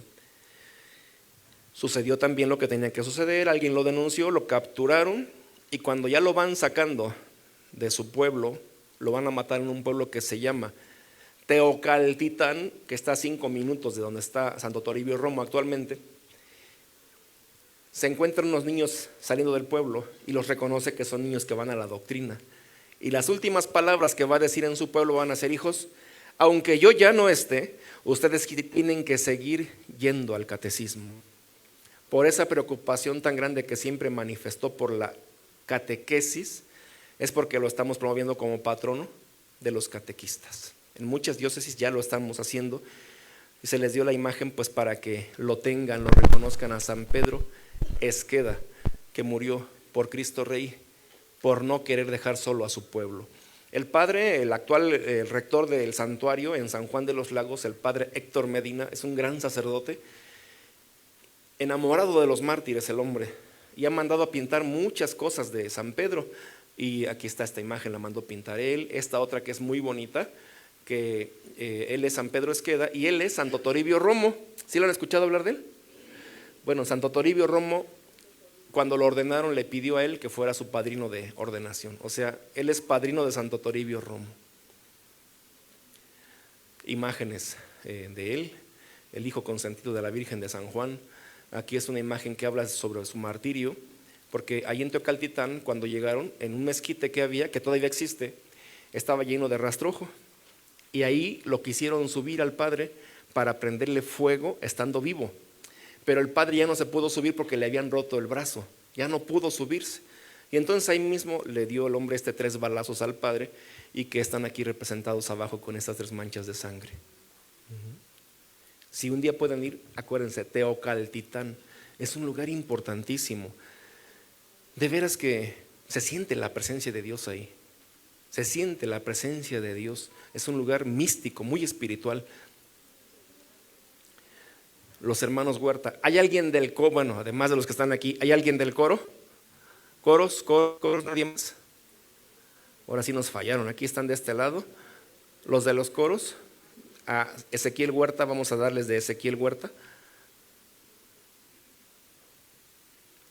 Andrés. A ellos, mira. Déjame ver cuál es la que están dando. Anacleto lo matan el día 1 de abril. Lo sepultan el día 2. A su sepultura, como voy a mostrar en una foto que ponemos ahí ahorita, van miles de personas a su sepelio. Y la policía secreta captura un montón de católicos, entre otros a estos dos hermanos, Ezequiel y Salvador Huerta. Ellos tienen un hermano sacerdote y quieren que denuncien a su hermano dónde está. Seguro ni sabían, y si hubieran sabido no lo iban a denunciar. Y entonces se los llevaron al panteón de Mezquitán en Guadalajara. Ya son casi las 8 de la noche. Y entonces Ezequiel le dice a su hermano: hermanito, creo que nos van a matar. Sí, hermano, eso parece. Pero los perdonamos, ¿verdad? Claro que los perdonamos. Nuestro Señor nos enseña a perdonar. Y mataron primero a él, a Ezequiel, que de oficio era cantor. Antes no había coros, sino en las parroquias había órganos y había una persona encargada de los cantos. Era el cantor de la parroquia y por eso lo estamos promoviendo como patrono de los músicos católicos. El beato, son beatos ellos. El beato Ezequiel Huerta. Acuérdense, por eso el separador que se les dio. Queda vivo Salvador. Antes de que lo fusilen, oigan, tengo derecho a una última voluntad. ¿Qué quiere? Una vela. Una vela. ¿Y eso para qué? Pues es mi cuento, es mi última voluntad, concédanmela. Y se la concedieron, ya que se la llevaron, la encendieron y se la puso aquí como vemos en la imagen, aquí en su pecho. Se descubre su pecho, se pone la vela y le dice a los que lo van a fusilar: ahora sí, muchachos, disparen a este corazón que va a morir por Cristo porque lo ama mucho. Y hermanos, realmente la vida de nuestros mártires fue esa. Murieron porque amaron mucho a Cristo. Porque a todos se les dio la oportunidad de salvar su vida. En este caso ellos se entregaban a su hermano. A cada quien se le dio oportunidad de salir libre y prefirieron morir antes que traicionar a Cristo Rey.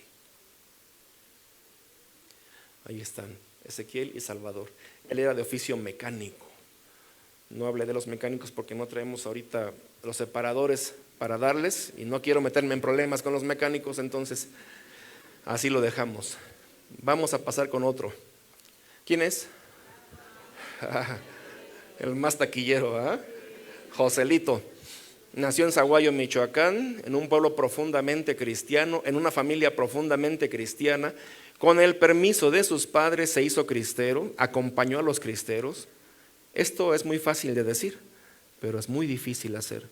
Don Luis Rivero me contaba, en paz descanse, que cuando lo nombraron presidente de una agrupación católica nacional, tenía 17 años. Y entonces tenía que pedir permiso a sus papás para aceptar ese cargo, porque era menor de edad. Y dice: yo era muy joven y muy ingenuo. Yo no entendía que en plena persecución nombrarme presidente de esa agrupación era ponerme de tiro al blanco con el ejército. Yo no lo entendía, pero mi papá sí. Y cuando le empecé a platicar a mi papá, decía don Luis, yo nada más vi que sus ojos se le llenaron de lágrimas, pero no supe por qué. Se quedó en silencio un rato y cuando pudo hablar, me dijo: hijo mío, si tú piensas que eso es lo que Dios te está pidiendo, ve y cumple su voluntad con mi bendición. Y decía don Luis: yo no entendí lo que le estaba pidiendo a mi papá hasta que yo tuve mis propios hijos. ¿Sí se entiende esto? Hasta que yo tuve mis propios hijos, supe lo duro que le pedí a mi papá aquella tarde. Dejarme que me fuera a exponer la vida, que me convirtiera en Diana del ejército mexicano. Joselito se fue con los cristeros, donde ya estaba su hermano, con el permiso de sus padres. ¿Qué hacía Joselito por allá? Pues le daba de comer a los animales, hacía mandados, y especialmente él era el encargado del rezo del rosario. La tropa rezaba diario el rosario guiados por Joselito.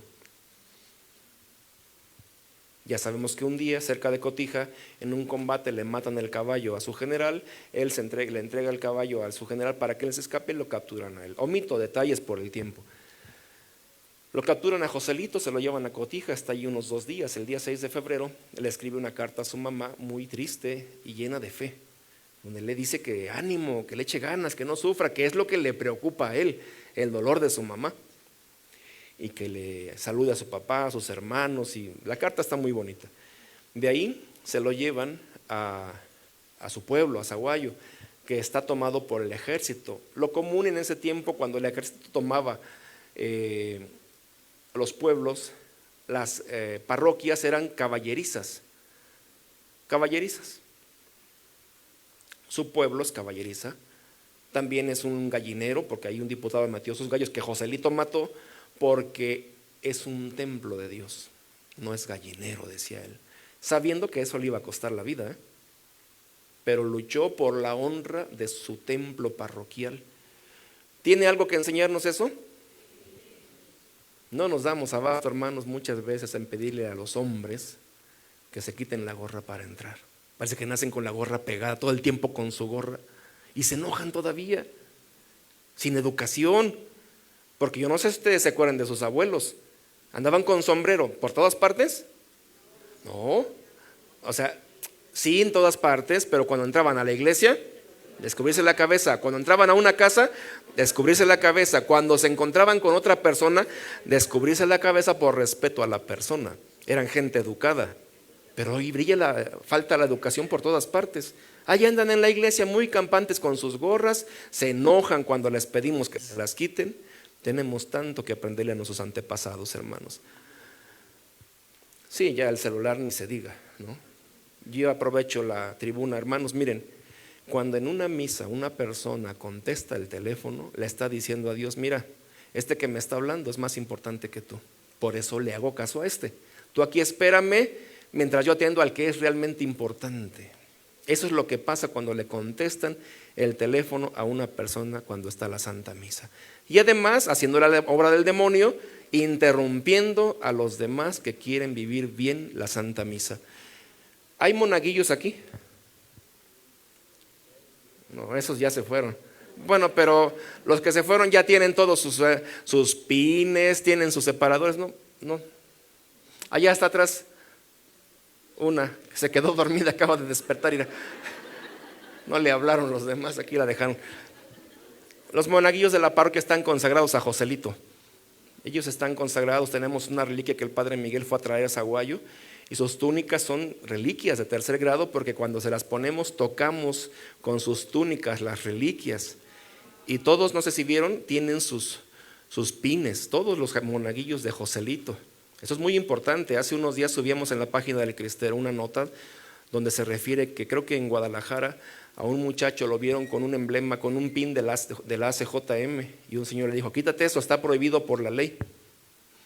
Y se lo quisieron quitar, llegó un policía y también se lo quisieron quitar y total, para que no se lo quitaran y lo fueran a tirar o a profanar, terminó comiéndoselo.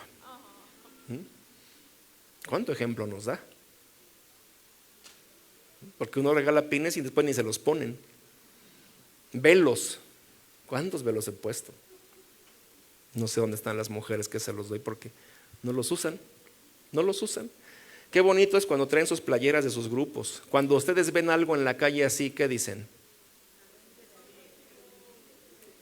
Se siente bonito, ¿no? Son del gremio, son de nosotros, no, aunque de otro grupo, lo que sea, pero se ve algo, ¿no? Los de escuela de pastoral, ustedes. Por eso, miren, al final el combate en el 26, ¿por qué fue? Porque el gobierno, en realidad, en esencia, decían ellos, no perseguimos la religión, sino la manifestación pública de la religión.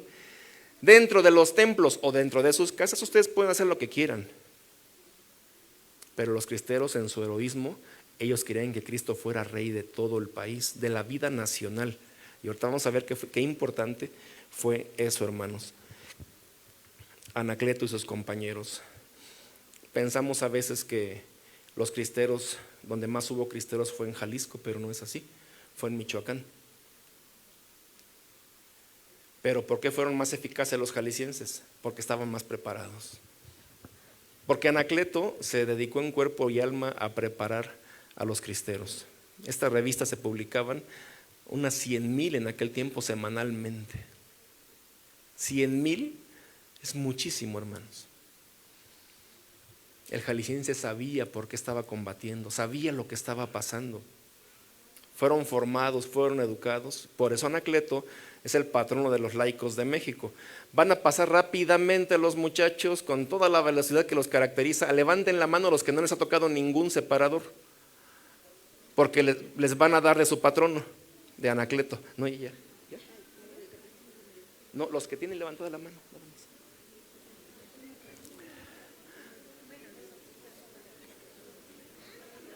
Los que no tienen, para que lo tengan todo. Aquí está la foto que les dije cuando sepultaron a Anacleto. Y ya con esto, este es el último apartado, la conclusión. Las represalias, hermanos, en lo que rápidamente están repartiendo estos separadores.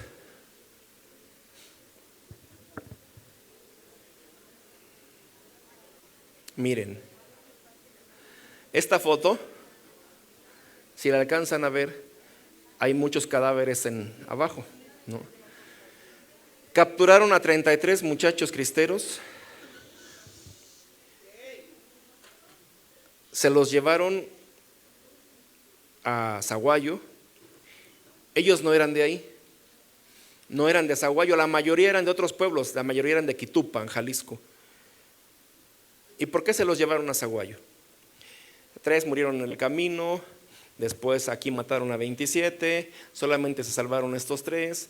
Él era jefe, a él se lo llevaron a Zamora. En Zamora 2 días lo torturaron hasta que lo mataron. Y después estos 2 los llevaron, tenían 12 años, a la correccional. Y este se escapó después. Cada año se hace un homenaje y va la gente a hacer homenaje ahí a la parroquia de Zaguayo, porque ahí los mataron en el atrio. Y un día el papá de él le dice al cura: señor cura, quiero que hable con mi hijo porque se me está tirando al vicio, se está volviendo alcohólico. Y el padre habla con él: hijo, pero ¿qué te está pasando? Si tú fuiste compañero de los mártires, ¿cómo es que ahora te estás tirando al vicio? Y se puso a llorar el muchacho y dice: padre, ¿y sabe por qué bebo? No, hijo, no sé. ¿Por qué bebes? Bebo porque a mí Cristo no me quiso como su mártir. ¿Tenían a Dios por encima de todos nuestros antepasados, sí o no? Pero bueno, se me pasó terminar con Joselito, ni me dicen ustedes. Y el 10 de febrero lo sacan de su parroquia y lo llevan a una cuadra. Estaba un mesón, ya no existe ese mesón, es una tienda de ropa actualmente. Pero ahí está la placa que señala el lugar. Y entonces se llevan a Joselito. Se decide ahí su muerte. Se lo van a llevar al panteón para matarlo. Pero antes de llevárselo, lo suben a una mesa, le quitan su calzado y ya sabemos lo de sus plantas de sus pies, ¿no? Lo que no se sabe tanto es que cuando sacan a Joselito de ahí, van 2 soldados adelante de él con costales de sal, tirando sal en el camino donde va a pisar a Joselito. Uno hace el mismo, hoy se puede hacer el mismo camino de Joselito y dice uno: ¿cómo aguantó tanto este niño? ¿Cómo aguantó? Y llegando todavía ya lo golpeaban y le decían a él que entregara a los cristeros, que les dijera dónde estaba su campamento de los cristeros, ¿no? Viva Cristo Rey. Y el zamorano, que era el que dirigía la operación, cada que gritaba viva Cristo Rey tenía prohibido disparar, le daban una cuchillada. Di que viva el supremo gobierno y te la perdonamos. Viva Santa María de Guadalupe. Hasta que yo pienso que Joselito sintió que ya no podía más y le dijo al zamorano: ya mátame, ya quiero estar con Dios. ¿Y sabes qué va a ser lo primero que le voy a pedir cuando llegue con él? le voy a pedir que te perdone de todo lo que me estás haciendo. Y el hombre ya no aguantó, el zamorano, y entonces, aunque le prohibieron, sacó su pistola y le metió un balazo a Joselito y lo mató. Viendo estaba esto una persona del pueblo que a escondidas los había seguido. Se esperó que se fueran y ya salió corriendo al pueblo también. El panteón estaba fuera del pueblo en ese momento. Fue a buscar al cura, que era tío de Joselito. Señor cura, acaban de matar a su sobrino. ¿Dónde está? Yo sé dónde está. Acompáñame. Y se fue el padre y llevaba una botella de vidrio. Y el otro va viendo, y el padre para que llevara la botella. Y llegando allá, desentierran un poco a Joselito y en su pecho ponen la botella de cristal, sus manitas encima, y lo vuelven a cubrir. Y el otro ya no aguantó y le preguntó al señor cura: ¿y esa botella como para qué? Dice: hijo, cuando termine todo esto, esa botella me va a servir para identificar a mi sobrino. ¿Por qué motivo? Porque en ese lugar del panteón era una fosa común gigante donde mataban a los cristeros y ahí los iban a aventar. Si uno va todavía a Zaguayo, hay una de las calles principales, se llama Calzada de los Mártires, y se llama así porque ese pueblo era tan cristero que cuando el ejército entraba, hombre que veía en la calle, lo colgaban en los árboles que había en esa calle. Dicen que luego se veían la calle con los árboles, de cada árbol colgando una persona. Y después pues iban a dar a esa fosa común. ¿Y por qué tanto odio a Zaguayo? Hoy lo entiendo, porque fue el primer pueblo que se levantó en armas. Y tenían mucho coraje Zaguayo los militares. Miren, ¿por qué fueron a matar a esos muchachos ahí si no eran de ahí? No eran, nadie de ellos era de Zaguayo, creo. La mayoría de otros pueblos, especialmente les digo, la mayoría eran de Quitupan, Jalisco. ¿Y por qué los fueron a matar a Zaguayo? Por venganza. Venganza contra Zaguayo, de que era un pueblo tan cristero. No eran de ahí. Los fueron a matar ahí en represalia a Zaguayo. Otra represalia, San Julio Álvarez. Lo mataron en San Julián, Jalisco. Pero él ni era de San Julián, ni era párroco de San Julián. ¿Por qué lo fueron a matar allá? Si él era párroco de Michoacanejo, Jalisco. Represalia.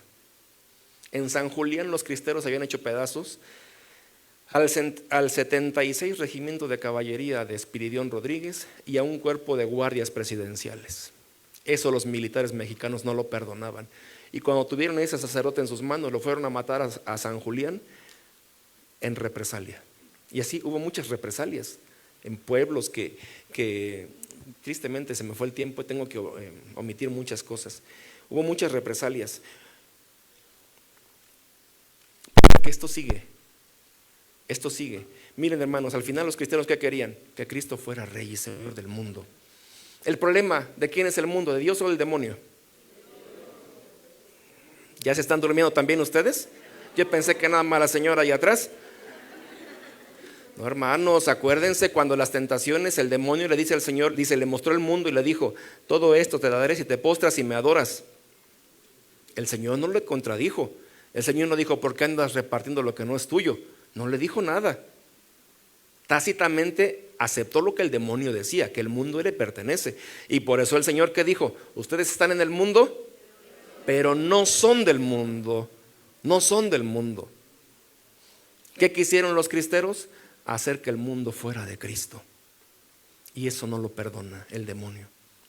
¿Saben que no nos damos abasto en algunas publicaciones a borrar tanto comentario con tanto odio? Yo al principio decía: ¿pero por qué? Esta gente ni los conoció, pero tienen tanto odio a los cristeros, pero un odio terrible, satánico. Ahora entiendo por qué. El demonio no le perdona a los que quisieron arrebatarle el mundo para llevarlo a Cristo. Porque acuérdense, ellos fueron los que inventaron la ejaculatoria: viva Cristo Rey en mi corazón, en mi casa y en mi patria. No es como tanta gente hoy que quiere nada más vivir su fe en su templo, en su casa, en el interior de su casa. No, la fe tiene una función social también, y los cristeros querían que Cristo fuera Rey efectivo de México, y eso no se lo perdonan. Por ejemplo, algunos conocen estas imágenes. Son imágenes donde se ven los lugares en donde cada mes se modifica cada mes, hacemos misas por los cristeros por su eterno descanso. Para empezar, vean qué poquitos estados son. Qué pocos estados son. Es muy triste que luego nos preguntan: ¿y por qué no se hace en tal o cual lugar? Yo ya me cansé de explicarles que porque no podemos abarcar todo el país, para empezar, que si ellos pueden, que si la gente puede ir a pedirle a su párroco que haga la misa, que lo haga y que nos avise y la integramos aquí. Pero ¿saben? Es tan complicado esto. Uno esperaría que todo mundo rapidísimo haría esto. No, los católicos son buenos nada más para pedir, pero no para hacer. Les hemos dicho que vayan a sus parroquias a pedirle a su párroco que solamente en la misa que ya tienen digan por el eterno descanso de los cristeros, y ni eso han sido capaces de hacer. Pero eso no es lo peor. Los mismos curas. O sea, ¿no saben el problema que tenemos? Yo tengo que andar viajando por todas partes para convencer. Muchos, por supuesto, se han acercado voluntariamente, muchos, pero la mayoría ni siquiera eso quieren hacer por ellos. Por ejemplo, les he dicho, ¿dónde fue donde más hubo cristeros?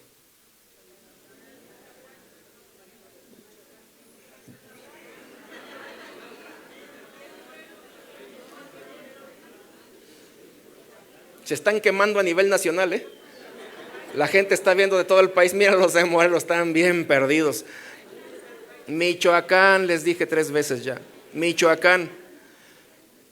¿Saben que no he podido conseguir un solo cura que se atreva a hacer una misa por el eterno descanso de los cristeros en Michoacán? Ni uno solo he podido conseguir. ¿No están? Donde hacemos más, pues somos Morelos, nos sigue Jalisco, nos sigue Guanajuato, los hermanos de Guanajuato, de las diócesis de Celaya y de Irapuato, muy activos, muy animosos. Bueno, también León, el padre del Cerro del Cubilete, el padre Rubén, también muy animoso, él nos ayuda mucho. Pero miren, Jalisco tiene miles de curas. ¿Ya vieron cuántos tenemos aquí? 1, 2, 3, 4, 5. Michoacán, ni uno solo, ni uno solo. Y otros estados que han sido cristeros, los festejos los están haciendo desde el ámbito civil. Porque los católicos, como si los cristeros no hubieran existido. Yo nada más, porque ya el tiempo se nos fue, hermanos, yo nada más les termino diciendo, es de bien nacido ser agradecidos. Es de bien nacido ser agradecidos. Si en algo valoramos lo que ellos hicieron por nosotros, tenemos que orar por ellos. Es el escudo que hicimos, es el escudo que le mostramos a Monseñor. Ahí está con un amigo de la Guardia Nacional. Y también el comercial es para que en la parroquia en Tejalpa tenemos una exposición cristera a su disposición. Ahí pueden ustedes asistir para conocer un poco más. Y si gustan, terminamos poniéndonos de pie. Vamos a hacer la oración que les dieron. En la parte de atrás está una oración.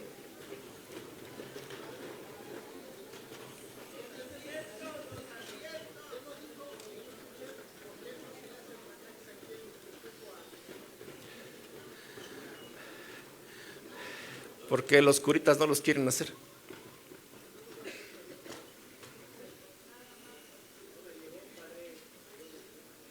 No, pues yo te dije, tú te escondiste. Yo te dije que iba a ir. A ver, vamos a hacer la oración porque ya estamos en el tiempo. Jesús misericordioso, juntos.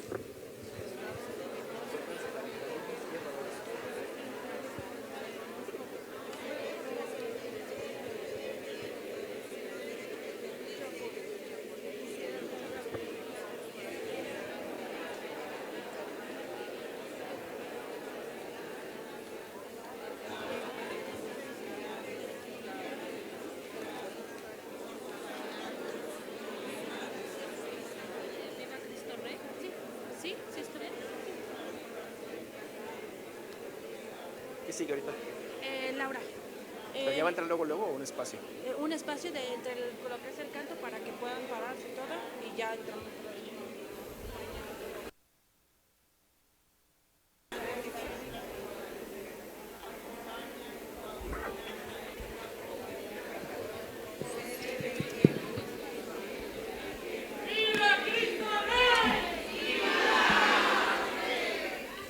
Esa oración, hermanos, la hizo Anacleto González Flores.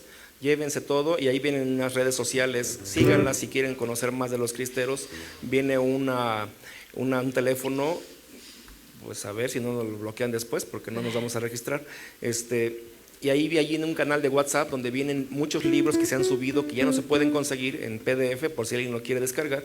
Allí en el canal de WhatsApp de ese número, ahí lo pueden hacer. Gracias por su atención. En la parte de atrás, aquí luego hay algunos libros por si alguien quiere conocer más del tema. ¡Viva Cristo Rey!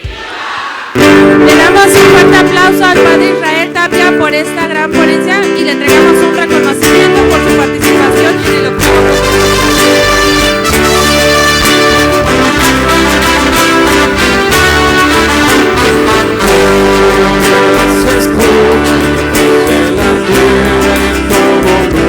Todos cantando, todos.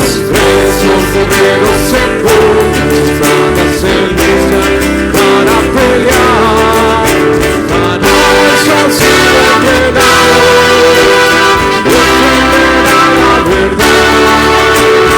y no será derrotado. El fuego de su sangre está viva Cristo Rey.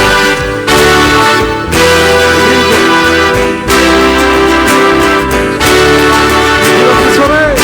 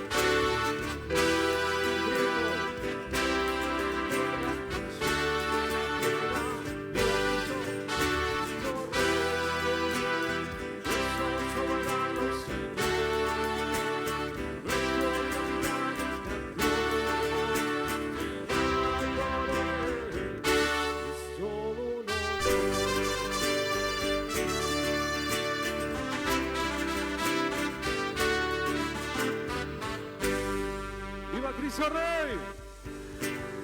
Viva Cristo Rey. Viva Cristo Rey. Viva la iglesia. Viva la Virgen María. Fuerte el aplauso a Cristo Jesús. Bendito sea su gloria.